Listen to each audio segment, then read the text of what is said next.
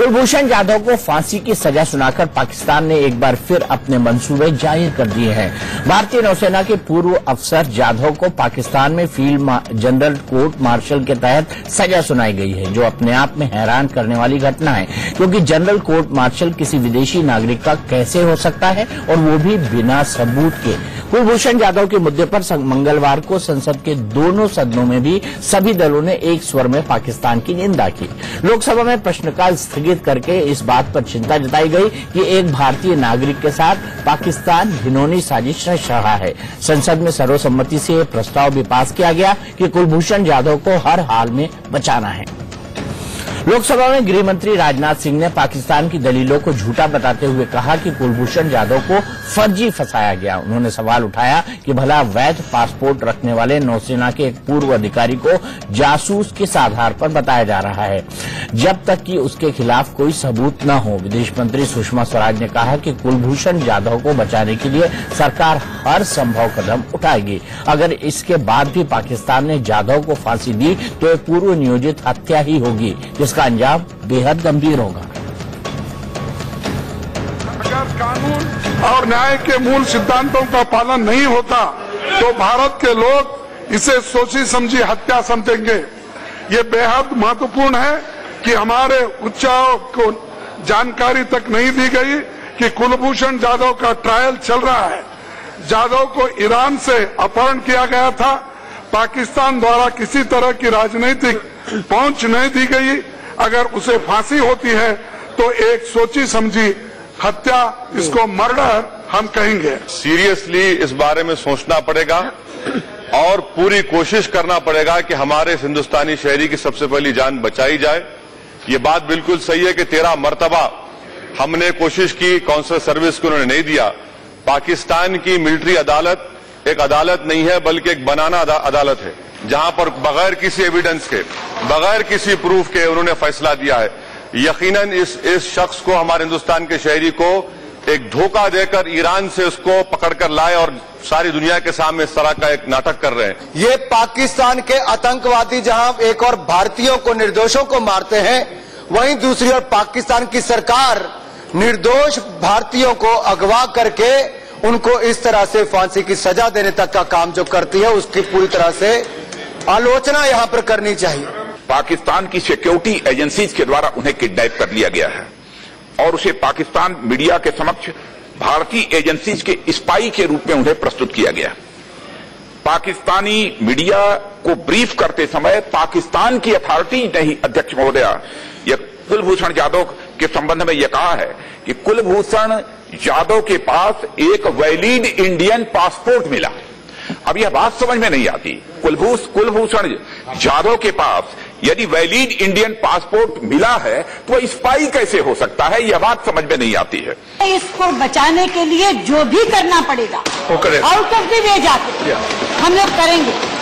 और मैं आपको ये बता दूं, जिस दिन से ये घटना घटी है तब से लेकर लगातार मैं उनके लोगों के संपर्क में हूं, उनके माता पिता के संपर्क में हूं। 3 बार उन्हें यहां मिल चुकी हूं, कम से कम 6 बार उनसे फोन पे बात कर चुकी हूं। और अभी इस घटना से पहले कोई संयोग था, पिछले मंगलवार भी, सोमवार और मंगलवार दोनों दिन मैं उनसे यहां मिली हूं। इसलिए हम लोग बिल्कुल संपर्क में है। ये विषय पूरे, अब वो केवल अपने माता पिता का बेटा नहीं है, वो पूरे हिंदुस्तान का बेटा है। तो साफ साफ कहा है भारत ने कि अगर कुलभूषण जाधव को बचाने के लिए आउट ऑफ द वे भी जाना पड़ा तो हम जाएंगे। सवाल यह है कि यह आउट ऑफ द वे क्या है। उधर पाकिस्तान के रक्षा मंत्री ने साफ साफ कहा है कि उनके पास वक्त तो है ऊपरी अदालतों में जाने का, लेकिन साथ ही साथ नवाज शरीफ ने यह भी चेता दिया है कि अगर हमको उकसाने की कोशिश की गई या हम पर किसी तरह की सैनिक कार्रवाई की गई तो हम जवाब के लिए बिल्कुल तैयार है। सवाल यह है कि दोनों देशों के बीच माहौल कौन खराब कर रहा है। जाहिर सी बात है पाकिस्तान, क्योंकि पहला प्रोवोकेशन उसकी तरफ से आया है। इसी पर बड़ी बहस करने के लिए हमारे साथ जुड़े हुए हैं प्रेम शुक्ला साहब, जो कि नेशनल स्पोक्स पर्सन है भारतीय जनता पार्टी के, स्कंद रंजन तायल साहब, जो कि फॉर्मर डिप्लोमेट है, रिटायर्ड कर्नल यूएस राठौर, जो कि डिफेंस और डिप्लोमेसी दोनों के एक्सपर्ट हैं। थोड़ी ही देर बाद हमारे साथ पीजे मीर साहब जुड़ेंगे, जो कि वरिष्ठ पत्रकार हैं पाकिस्तान के। सबसे पहले कर्नल राठौर साहब, क्या पाकिस्तान की अदालतों में या पाकिस्तान के सिस्टम में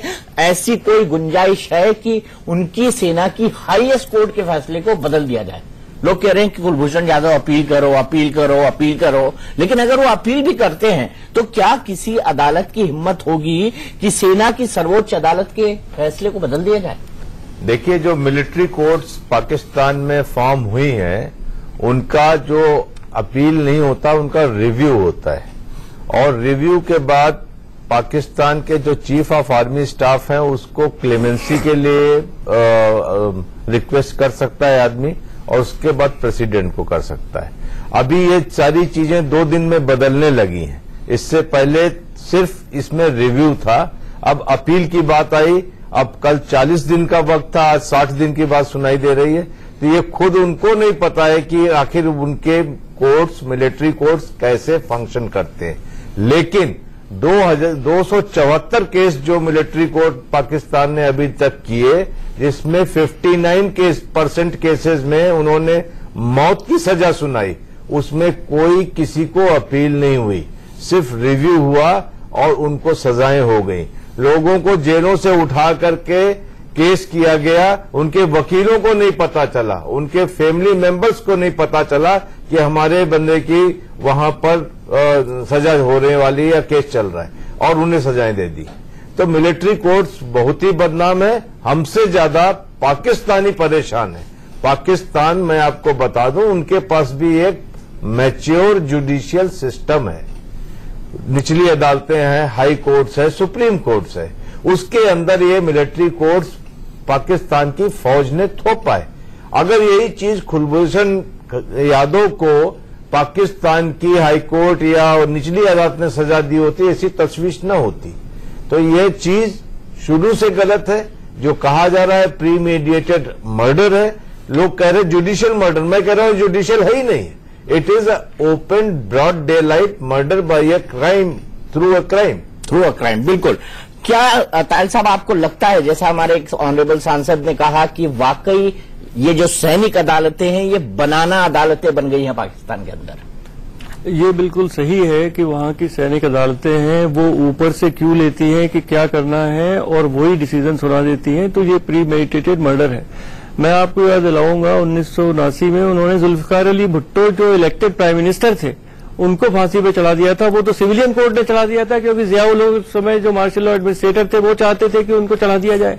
तो वहां का मैं थोड़ा सा असहमत हूं। वहां की शायद जो मिलिट्री कोर्ट तो है ही बिल्कुल बायस, सिविलियन कोर्ट्स पर भी वहां पे किसी को विश्वास करना बहुत ही गलत चीज होगी। एक बात जो बहुत सीधी है कि वो एक भारतीय नागरिक थे। डे 1 से हमारे यहाँ कहा गया है कि वो भारत के नागरिक थे। उनको काउंसलर एक्सेस क्यों नहीं मिली? 13 बार हमारे हाई कमीशन ने उनसे कोशिश की मिलने की, उनको मिलने नहीं दिया गया। उसके बाद पूरा सीक्रेट में उनका ट्रायल हुआ, मिलिट्री ट्रायल हुआ। कोई डिफेंस लॉयर था कि नहीं था, क्या एविडेंस थी, उसकी क्या वेट है, और ये सब चीजें जो है वो दिखाती हैं कि पहले से ही उन्होंने कुछ डिसाइड किया कि कुलभूषण जाधव जी को एक मौत की सजा सुनाई जाए, और एक शैम ट्रायल करके जो बनाना रिपब्लिक्स में होता है उनको मौत की सजा सुना दी। पर इसके पीछे गेम क्या है और क्या वो चाहते हैं, वो सोचने की बात है कि क्या वो गेम साफ लगता है। भारत को उकसाना चाहते हैं, भारत को ब्लैकमेल कर रहे हैं। वो चाहते हैं कि भारत किसी भी हालत में बातचीत के टेबल पर बैठे। बिल्कुल सही बात। अंतर्राष्ट्रीय समुदाय का ध्यान खींचना चाहते हैं, ये बताना चाहते हैं कि बलूचिस्तान में भारत गड़बड़ कर रहा है। बिल्कुल ठीक बात है, क्योंकि भारत ने उनसे कहा है कि जब तक आप टेररिज्म कंट्रोल नहीं करेंगे हम आपसे बात नहीं करेंगे, और वो उससे बहुत बिलबिला रहे हैं। और इसलिए वो एक ऐसा मुद्दा खड़ा करना चाहते हैं कि भारत बात करने के लिए मजबूर हो जाएगा, क्योंकि भारत का अगर नागरिक वहां पे इस तरह से ट्रीट किया जा रहा है, उसके खिलाफ मौत का सजा सुनाई दी गई है, तो भारत को बात करनी ही पड़ेगी। और उस समय वो अपना इसको एक बार्गेनिंग का चिप बनाएंगे, और देखते हैं कि वो क्या भारत से उस समय मांग करते हैं। बार्गेनिंग का चिप हम समझ चुके हैं साहब, पूरा देश समझ चुका है प्रेम शुक्ला जी कि पाकिस्तान ने जो किया है ब्लैकमेलिंग के लिए किया है, बार्गेनिंग के लिए किया है, भारत से किसी भी तरह बातचीत शुरू करने के लिए कहा है। सवाल यह है कि पहले ब्लिंक, पहले आंखें कौन झपकाता है, और ऐसा लगने लगा है कि पाकिस्तान के इस स्ट्रोक के बाद भारत कहीं ना कहीं पाकिस्तान से बातचीत के लिए नरम पड़ेगा? क्या ऐसा होगा और क्या ऐसा होना चाहिए?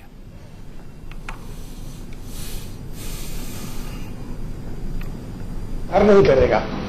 इस पूरे मामले का जो सबसे बड़ा पक्ष है कि एक हमारा व्यापारी ईरान जाता है, उसको तालिबान के लोग अपडेट करते हैं, पाकिस्तान के सेना को बेच देते हैं और पाकिस्तान की सेना जो है उसे हमारा जासूस कहकर बिना किसी प्रमाण के एक सैन्य अदालत में उसको फांसी की सजा दे देती है। और जिनके पास कोई नियमावली नहीं, जैसा आदरणीय राठौड़ जी ने अपनी बातचीत में कहा, तो ऐसी स्थिति में हमको ये सुनिश्चित करना होगा कि हमारे जो व्यापारी हैं, हमारे जो नागरिक हैं, उनको कोई इस तरह से अपरित, मतलब एक आतंकवाद तो पहले कर ही रहा था, अब आतंकवाद का राजनयिक आतंकवाद का जो स्वरूप दिया है उसने कि आपके किसी नागरिक को किसी देश से कोई आतंकवादी संगठन उठाकर ले जाएगा, वो पाकिस्तान की सेना को बेचेगा, पाकिस्तान की सेना उसको जासूस सिद्ध करेगी, उसको मौत की सजा दे देगी। ये अंतर्राष्ट्रीय राजनीति की दृष्टि से इतना बड़ा अपराध है कि पाकिस्तान पर क्यों न प्रतिबंध लगाया जाए। इस तरह की कार्रवाई का दबाव उस पर बनाए जाने के लिए भारत प्रयास करेगा, न कि उससे ब्लैकमेल होगा।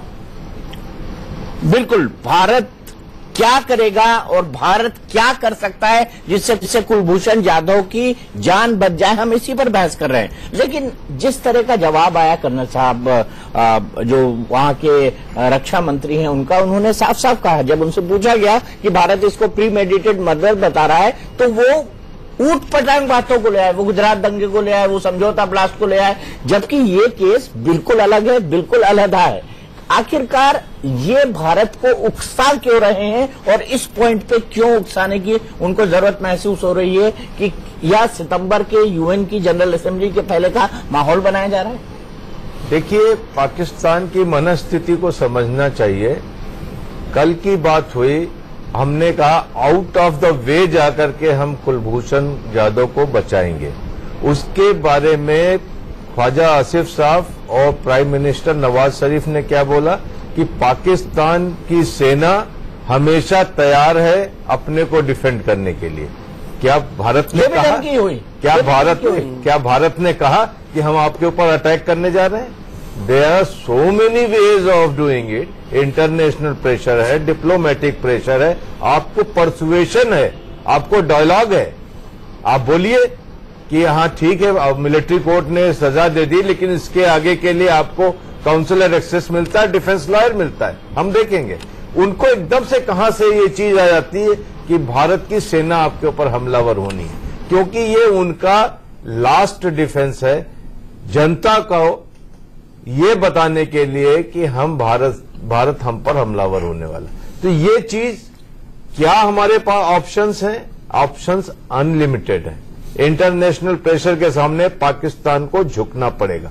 मैं एक चीज आपको और बता दूं, जब कुलभूषण जाधव को इन्होंने गिरफ्तार किया था मार्च 2016 में 3 तारीख को, 26 तारीख को ईरान के प्रेसिडेंट इस्लामाबाद आए और जिनसे पुराने chief of army staff Raheel Sharif मिले और ये क्लेम किया कि हमने उन्हें बताया कि ईरान की जमीन से रॉ ऑपरेट कर रही है। दूसरे दिन उन्होंने प्रेस कॉन्फ्रेंस में यह सवाल जब उनसे पूछा गया तो प्रेसिडेंट रूहानी ने साफ मना किया कि ऐसी कोई बात नहीं हुई। उनके देश में एक प्रेसिडेंट इनको झूठा साबित करके गया। तो ये उनके इंटरनेशनल स्टैंडिंग है कि इसको इससे ज्यादा हम क्या कह सकते हैं। वाकई पाकिस्तान की कोई विश्वसनीयता नहीं है, लेकिन विश्वसनीयता भारत की बड़ी है। और जब सुषमा स्वराज जैसी नेता, राजनाथ सिंह जी जैसे नेता संसद के अंदर खड़े होकर कहते हैं कि हम इस मामले में आउट ऑफ द वे जा सकते हैं, ताहिर साहब, out of the way diplomacy में जाने का मतलब क्या होता है? देखिए, इंटरनेशनल प्रेशर भी अप्लाई किया जाएगा, इसके बाद अल्टीमेटली बैक चैनल ऑपरेट करेगी और कहीं ना कहीं हमें रिटेलिएट करना पड़ेगा।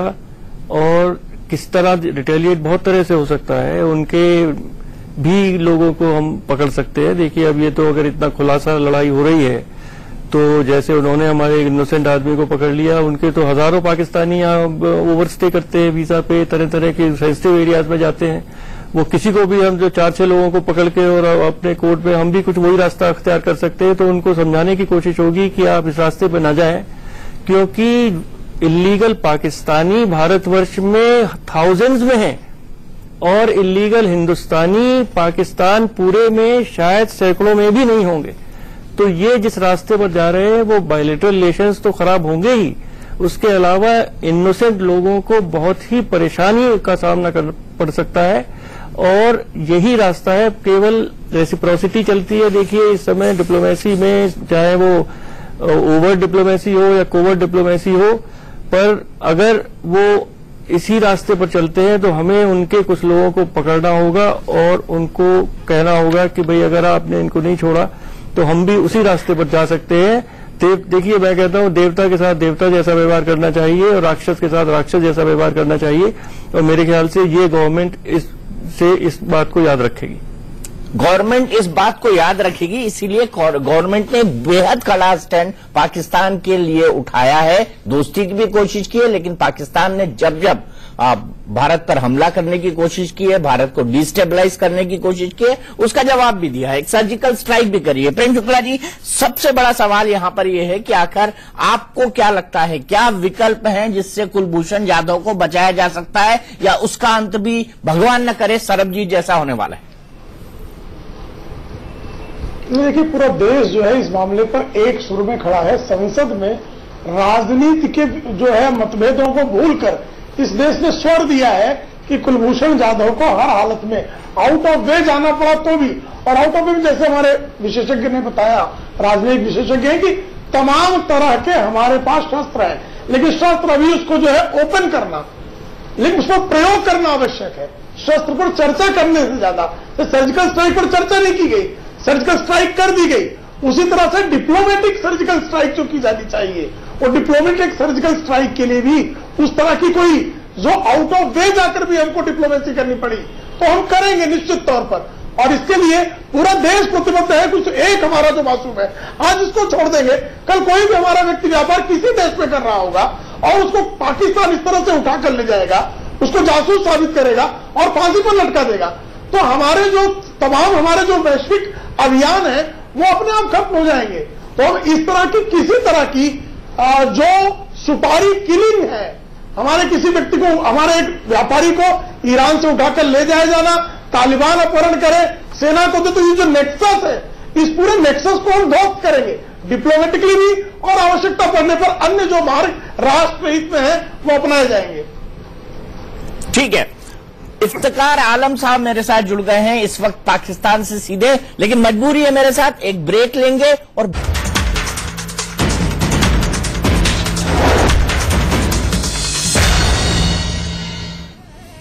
तो सवाल यह है कि कुलभूषण जाधव को कैसे बचाएगा भारत, क्योंकि आज पूरे संसद ने एक मत में बोला है कि भारत को हर तरह के प्रयास करके कुलभूषण जाधव को बचाना चाहिए। इसीलिए विदेश मंत्री सुषमा स्वराज ने साफ साफ कहा कि हम आउट ऑफ द वे जाकर कुलभूषण जाधव को बचाने की कोशिश करेंगे। हमारे साथ पाकिस्तान से जुड़ गए हैं इफ्तिकार आलम साहब। इफ्तिकार साहब, ये कैसा हुआ कि पार्लियामेंट के अंदर, जो आपकी पार्लियामेंट है उसके अंदर, सरताज अजीज साहब एक सीनेट कमेटी के सामने कहते हैं कि हमारे पास कुलभूषण के खिलाफ कोई सबूत नहीं है, लेकिन 4 महीने के बाद आप बदल जाते हैं और 4 महीने के बाद इतने सबूत हो जाते हैं कि आप सीधे फांसी पर लटका देते हैं उसको। ऐसा क्या बदल गया इन 4 महीनों के अंदर?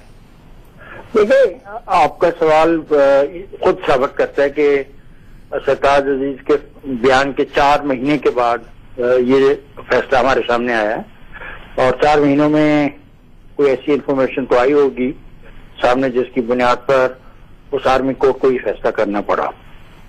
सरताज अजीज का बयान भी दुरुस्त है, वो रिकॉर्ड का हिस्सा है, और जो आप खबर की तरफ आप इशारा कर रहे हैं वो भी दुरुस्त है, वो भी रिकॉर्ड का हिस्सा है। लेकिन इसके दरमियान 4 महीने का अरसा भी तो है ना। 4 महीने में बहुत सारी तब्दीलियां आ सकती हैं, बहुत सारी नई इन्फॉर्मेशन कलेक्ट की जा सकती है, और बहुत सारी इन्फॉर्मेशन ऐसी मिल सकती है। और आप कह रहे थे कि शायद दबाव के लिए, तो अभी आपको पता है कि नेपाल से एक रिटायर्ड फौजी अफसर को उठाया गया है, तो ये पाकिस्तान में तो ये भी सोच है कि शायद इसलिए उठाया गया है कि आप दबाव डालना चाहते हैं कि भूषण को जो सजा मिली है इसमें कोई रियायत मिल जाए। इफ्तिकार साहब, आवाज सुन पा रहे हैं आप? ये मैं बिल्कुल सुन पा रहा हूँ। इफ्तिकार साहब, मेरा बड़ा सीधा सवाल है और उसके बाद में प्रेम शुक्ला जी के पास जाऊंगा। इफ्तिकार साहब, ऐसा क्यों होता है, आपने कहा कि हमारे बंदे को उठा लिया, ऐसा क्यों होता है कि इस तरह की प्रैक्टिसेस का हमको इस तरह की प्रैक्टिसेस का पालन करना पड़ता है? क्योंकि आपको ये देखना पड़ेगा कि भारत को डिस्टेबलाइज करने की जितनी कोशिशें करता है वो सिर्फ पाकिस्तान करता है।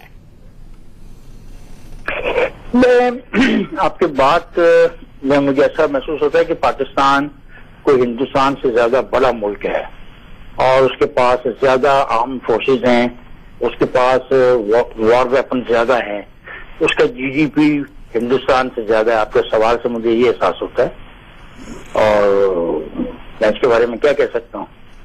हम किसी को डिस्टेबलाइज नहीं करना चाहते। ये हिंदुस्तान था जिसने पाकिस्तान बनने के फौरन बाद अबुल कलाम आजाद का अगर आप स्टेटमेंट देख लें, आप आदमी 1971 का वाकया देख लें, उस पर इंदिरा गांधी का स्टेटमेंट देख लें, और अभी मोदी साहब ने जब बांग्लादेश में गए और फखिया तौर पे कहा कि हमने पाकिस्तान को 2 टुकड़ों में तकसीम किया, तो इससे साफ समझ आती है कि कौन किसको डिस्टेबलाइज करना चाह रहा है, कौन किसकी मुखालफत कर रहा है। ठीक है, तो हमारे यहाँ एक बड़ी पुरानी कहावत है इफ्तिकार साहब, थोता चना बाजे घना। ये हमारे यहाँ कहावत है कि जो जिस चने में दम नहीं होता है वो बहुत ज्यादा बचता है। प्रेम शुक्ला जी, मैं आपको यहाँ पर लाना चाहूंगा। इफ्तिकार आलम साहब जो जवाब दे रहे हैं उसके अंदर एक सरकाजम है, लेकिन ये भी एक हकीकत है कि पिछले 3.5 दशकों से जो वॉर हो रहा है, जो प्रॉक्सी वॉर हो रहा है, वो पाकिस्तान की करतूत है। ये एक हकीकत है और हिंदुस्तान का बच्चा बच्चा इस बात को जानता है। नहीं, सिर्फ हिंदुस्तान का नहीं, पूरी दुनिया का बच्चा बच्चा इस बात को जानता है कि पाकिस्तान की जीडीपी हमसे बहुत कम है, पाकिस्तान की सेना हमसे छोटी है, पाकिस्तान शक्ति में हमसे कमजोर है, पाकिस्तान एक कायर देश है, लेकिन पाकिस्तान आतंकवादी पैदा करने के मामले में भारत से कई गुना बड़ा है। पूरी दुनिया जानती है और इनको इसी बात का दुख है कि हम इतने आतंकवादी पैदा कर लेते हैं, भारत में आतंकवादी क्यों नहीं पैदा होकर पाकिस्तान आ रहा है। तो ये क्या कर रहे हैं, किसी भी शरीफ आदमी पकड़ ले जा रहे हैं, उसको मार पीट कर आतंकवादी पकड़ कर ले जाएंगे, मार पीट कर उसको आतंकवादी सिद्ध करेंगे, उसको जो है वियना कन्वेंशन में उसको कंसुलर एक्सेस नहीं देंगे। इनकी तो ये स्थिति है कि आतंकवादी भेजेंगे, उनके परिवार वाले वहां छाती पीटेंगे कि हमारा बेटा था, उसकी लाशें नहीं लेंगे। तो पाकिस्तान एक दुष्ट राष्ट्र की तरह जो बिहेव कर रहा है, ये कृपा करके बताइए कि आपका बेनजीर भुट्टो जो प्रधानमंत्री थी, संवैधानिक पद पर थी, वो स्वयं कहती है मेरे पिता को किस तरह से गलत अदालत आदेश के माध्यम से बिना किसी अपराध के फांसी पर लटका दिया गया। उन बेनजीर भुट्टो को परवेज मुशर्रफ जो है अपने कार्यकाल में वो कहकर आती है पूरी दुनिया के सामने कि मेरी हत्या कराई जा सकती है, इस्लामाबाद में उनकी खुली हत्या कराई जाती है। आपके कोर्ट में तत्कालीन शासक परवेज मुशर्रफ पर मुकदमा चलता। भैया, दुनिया कोई देश है आपकी निगाह में जहां ऐसा होता हो? आप अपने ही देश के प्रधानमंत्री को मार देते हैं, राष्ट्रपति को मार देते हैं, ठीक है, अब आप दूसरे देश के शरीफ नागरिकों को मारेंगे। ये अधिकार चाहते हैं आप? दुनिया की किस व्यवस्था में रहना चाहते हैं आप? इफ्तिकार साहब, मेरे ख्याल है मैं बिल्कुल मैं हैरान हूं कि आप क्या बातें कर रहे हैं। यानी को फिर ये भी कहा जाए हैरान क्यों? उन्होंने हकीकत बोली है सर। सब कोर्ट किया भाई साहब, कुछ हैरानी वाली बात नहीं है। हकीकत कुछ और भी है ना, हकीकत कुछ और भी है ना। इंदिरा गांधी को उसके अपना गनमैन मार देते हैं, तो वो भी तो आपके मुल्क में हुआ। आपके मुल्क में महात्मा गांधी यार, अगर आपने बात करनी है, सुने मेरी बात, अगर आपने बात सुननी है तो बात कीजिए, वरना otherwise I am not interested in मुझे किसी किस्म की फजूल गुफ्तगू में उतरने की जरूरत नहीं है। हम क्या बात करेंगे? आपने बेनजीर की बात की, अपनी जबान और अपने लफ्जों का ध्यान से इस्तेमाल कीजिए प्लीज। आपने बात की बेनजीर भुट्टो की, आपने बेनजीर भुट्टो की बात की, तो जवाब तो सुनने।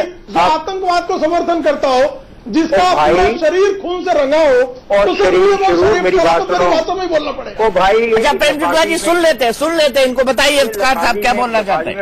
आपने एक ताना दिया, आपने ताना दिया बेनजीर भुट्टो का, तो मैं तो आपको ताना नहीं देता कि इंदिरा गांधी को किसने मारा। आपने चाना दिया। किसने मारा? किसी राजनेता ने मरवाया? शासन व्यवस्था ने मरवाया? भाई मैं ये आपका जरूरी मामला है, मैं इस पर को तफसील नहीं करना चाहता। मरवाया?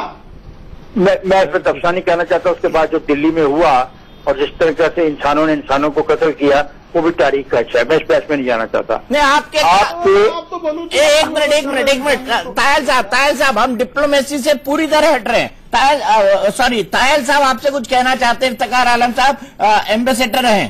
इफ्तिखार आलम साहब, मैं एक सवाल करना चाहता था कि हम लोग देखते हैं हिंदुस्तान में कि जब भी थोड़ा बहुत भारत और पाकिस्तान के बीच में संबंध थोड़ा से नॉर्मल होने की कोशिश होती है तो कुछ ना कुछ हादसा हो जाता है। जैसे अभी पीछे इंडस वाटर ट्रीटी पे मीटिंग हुई, हमारा एक सैनिक एलओसी के पार गलती से चला गया था, आपके लोगों ने उसको वापस कर दिया, उसका बहुत ही अच्छा एक पॉजिटिव इफेक्ट हुआ।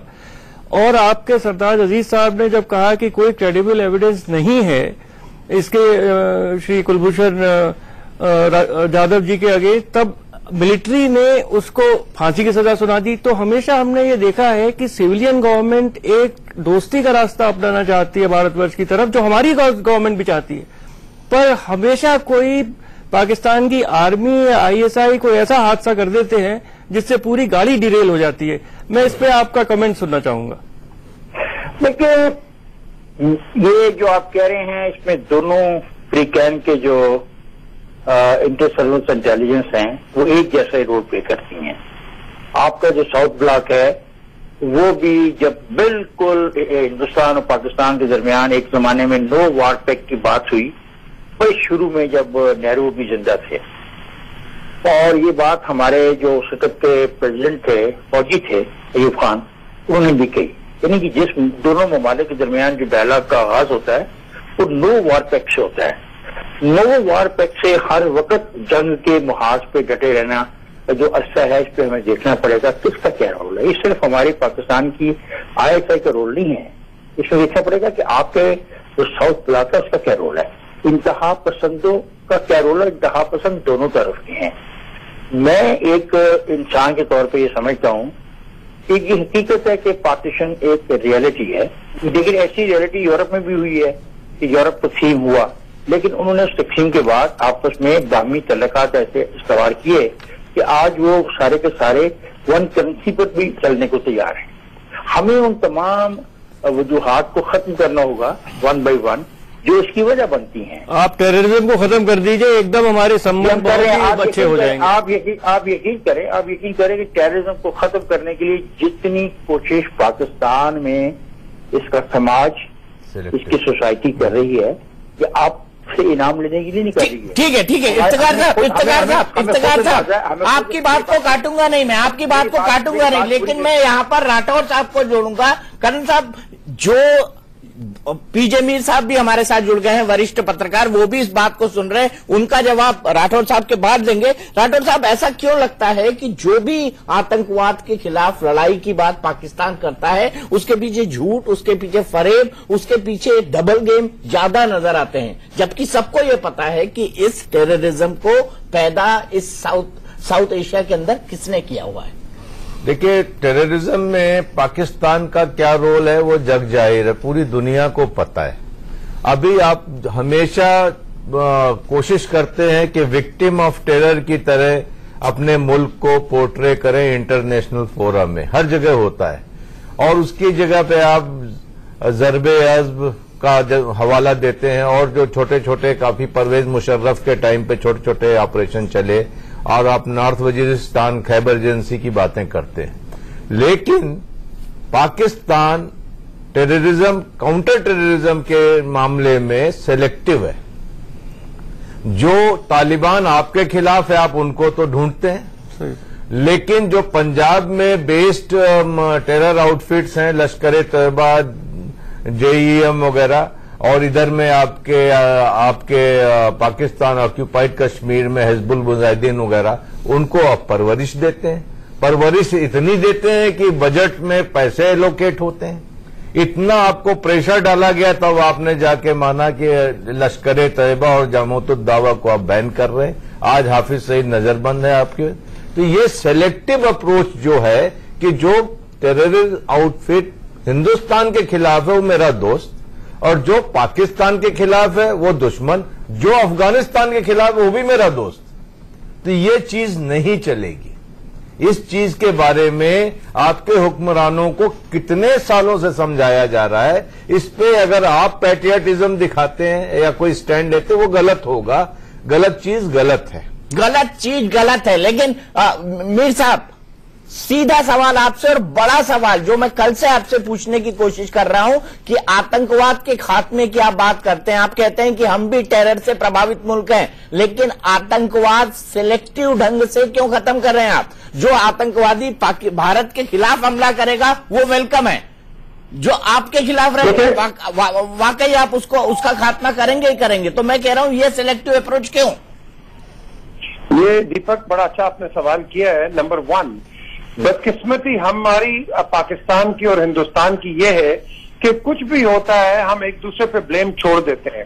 अब जब भी आप पाकिस्तान में भी किसी से बात करें, हिंदुस्तान में भी बात करें, हिंदुस्तान से हमेशा मौकफ आएगा कि पाकिस्तान टेररिज्म को फूंक दे रहा है, ये कर रहा है, वो कर रहा है। लेकिन कभी किसी से पूछा पाकिस्तान से कि भाई ये 79 की वॉर, 1979 में ये जो अफगान वॉर हुई है और पाकिस्तान खड़ा रहा है अमेरिका के साथ, और जब अमेरिका का एक मकसद पूरा हो गया, पाकिस्तान को हाई एंड ड्राई ये छोड़ के चला गया, जो कि आपने हिलरी क्लिंटन की सेनेट कांग्रेशनल एक स्टेटमेंट भी सुनी है कि भाई जब हमारा मकसद पूरा हो गया, मैं पाकिस्तान को वहीं छोड़ा और इन लोगों को आप कह लो कि एक यतीमों की तरह छोड़ दिया। ये यतीम उठे दीपक, जो कि आज पाकिस्तान को तंग कर रहे हैं, पूरी दुनिया को तंग कर रहे हैं। हमें इस चीज को एड्रेस करना है यूनाइटेड होके। हम एक दूसरे पे ब्लेम करते हैं, तीसरा इसका फायदा उठा लेता है। देखो, चलिए राठौर साहब इसका जवाब दे रहे हैं। राठौर साहब, देखिए, आपने अमेरिका का साथ दिया, या तो आपने डर से दिया या डॉलर्स के लालच में दिया। नहीं, डॉलर तो अभी भी आ रहे हैं। कोएलिशन सपोर्ट फंड आपको आज भी मिलता है। जैसे कोएलिशन सपोर्ट फंड बंद होता है तो आप लोग परेशान हो जाते हैं, और बहुत छोटा फंड है, $300 मिलियन, उसी में तिलमिला जाते हैं। $300 million is a short change for a sovereign nation. चिल्लर है, चिल्लर। तो आपने अपनी मर्जी से अमेरिका का साथ दिया, आपने अपनी जमीन, अपने मदरसे, अपने बच्चे, अपने लोग, अपने क्लेरिक्स, फादर ऑफ तालिबान आपका बैठा हुआ है, उसको आप कुछ नहीं कहते।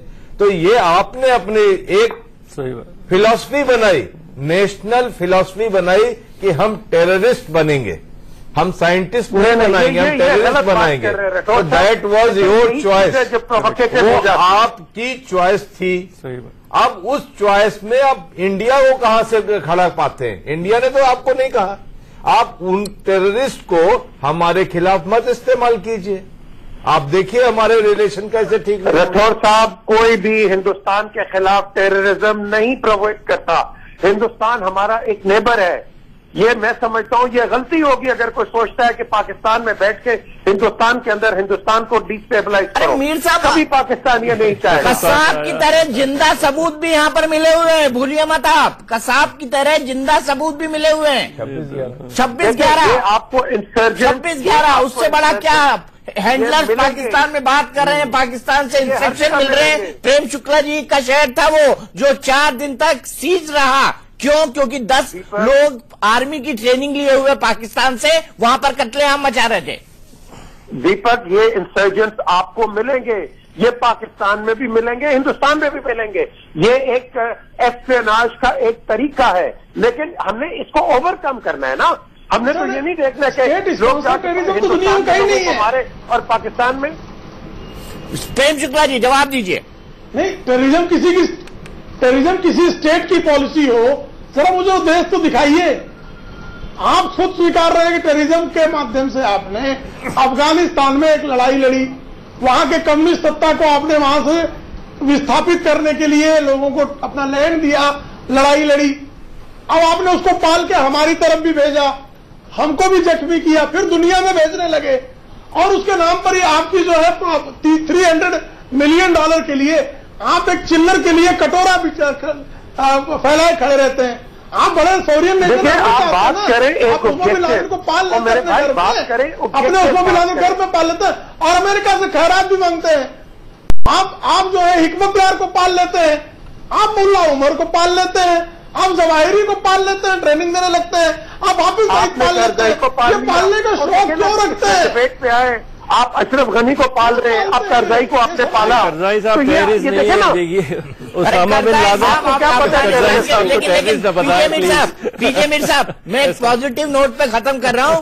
आप एक टेररिस्ट से कंपैरिजन कर रहे हैं एक देश के पूर्व राष्ट्रपति का, जो अपने आप में ही हंसने वाली बात है। लेकिन पीजे मीर साहब, हमारी फितरत हम बताते हैं।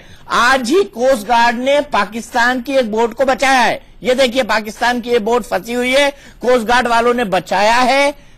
ये देखिए, डॉनियर प्लेन है, डॉनियर प्लेन है। मैं तस्वीरें इस वक्त दिखा रहा हूँ, अफसोस आप ये तस्वीरें देख नहीं पा रहे होंगे। डॉनियर प्लेन है जो बकायदा, ये आप अच्छी बात कर रहे हैं। आप सुन तो लीजिए मेरी बात, आप सुन तो लीजिए मेरी बात। हुआ क्या है, मैं अपने दर्शकों को भी बता दूं, वो भी देख रहे हैं। एक पाकिस्तान का प्लेन है जो हाई सी के अंदर है, हाई सी के अंदर दिक्कत में आते हैं, बकायदा आपकी बोट जो है वो डूब रही थी। लोग बकायदा गए, डॉनियर प्लेन से उतर के उन्होंने लोगों को बचाया और एक सेफ आपके, ये तस्वीरें जो हैं 9 अप्रैल की हैं, इतनी लेटेस्ट, उसी रात की तस्वीरें हैं शायद जिस रात आप लोग कुलभूषण जाधव को फांसी की तैयारी कर रहे थे। ये अंतर है भारत और पाकिस्तान की फितरत की। आप बताइए बात। देखिए, मैं आपको बताऊं, ये जो आपने बात की है, दीपक, अल्लाह ना करे, और मैं दोबारा कहूंगा, अल्लाह ना करे कि अगर हिंदुस्तान की इस तरह सिचुएशन होगी, पाकिस्तान भी यही आपके सामने एक जेस्चर करेगा। ये एक इंटरनेशनल फ्रेंडलीनेस होती है, ये ह्यूमैनिटेरियन शहरी को मौत के मुंह में डालने के लिए आमादा हैं। और हम आपको मौत के मुंह से बचा रहे हैं, हमारी शराफत मेरी बात और आपकी हरकत कि आप मौत के मुंह में एक व्यापारी को ईरान से तालिबान के माध्यम से उठा के ले जाते हैं और उसको जो है एक कंगारू कोर्ट में खड़ा करके उसको मौत के मुंह में खड़ा करते। मीर साहब ब्रेकिंग न्यूज देना चाहते हैं, मीर साहब बताइए। आपको एक ब्रेकिंग न्यूज देता हूं, बड़ी सिंपल सी चीज है, ये कुलभूषण को फांसी नहीं होगी, अनाउंसमेंट कर दी है, फांसी नहीं होगी, ये नोट कर लो आप। क्यों? क्योंकि कल बार्गेनिंग से बढ़ाएंगे आप इसको। तो सही सुने, कल आपने कर्नल हबीब को लेके आना है हिंदुस्तान में, और इंडिया के पास कार्ड होगा, ये निगोशिएशन होगी और उसके बाद एक एक्सचेंज होगा। ये नोट कर लें आप, ये नोट कर लें। इसको प्रेसिडेंसी की एक क्लेमेंसी मिलेगी और उसके बाद ये बात आगे चलेगी। देखें, एस्पिनाज कल और कुलभूषण पकड़े जाएंगे, कल और कर्नल हबीब पकड़े जाएंगे, ये पकड़े जाएंगे और होते रहेगा। उपकार भाव पाल रहे हैं हम। देखिए, इसको मानिए, हम आपको मौत के मुंह से निकालने काम करते हैं। मैं आपकी ब्रेकिंग न्यूज को बता दूं पीजे मीर साहब के हवाले से कि कुलभूषण जाधव को फांसी नहीं होगी, ये आप अपने सोर्सेज के हवाले से दावा कर रहे हैं? मैं आपको एक कॉमन सेंस की बात कर रहा हूं। नहीं, मैं कॉमन सेंस की बात नहीं कर रहा हूं, मैं ब्रेकिंग न्यूज की बात कर रहा हूं। मैंने कल आपके प्रोग्राम में कहा, I do not agree that Kulbhushan should be hanged.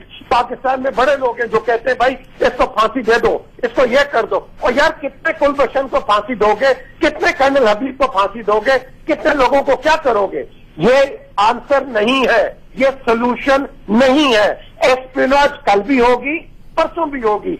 आप एक ऐसे मोडस ऑपरेंडी पे आते हैं जहां आप इसको एक ऑनगोइंग एक साझा रखते हो। अब चलिए मीर साहब, वक्त मेरे पास खत्म हो रहा है, लेकिन मैं अपने प्रोड्यूसर को कहूंगा कि एक बार फिर से वो तस्वीरें हम दिखाएं। 9 अप्रैल की तस्वीरें हैं, दर्शकों को हम ये भी बताएं कि ये तस्वीरें कहां की हैं, एग्जैक्ट लोकेशन कहां का है, कहां पर डॉनियर प्लेन जो कोस्ट गार्ड इस्तेमाल करता है उसने पाकिस्तानी बोट को बचाया है। आप ये देख सकते हैं, डॉनियर प्लेन देख सकते हैं, हेलीकॉप्टर्स देख सकते हैं, लोगों को तैरते हुए बीच समंदर।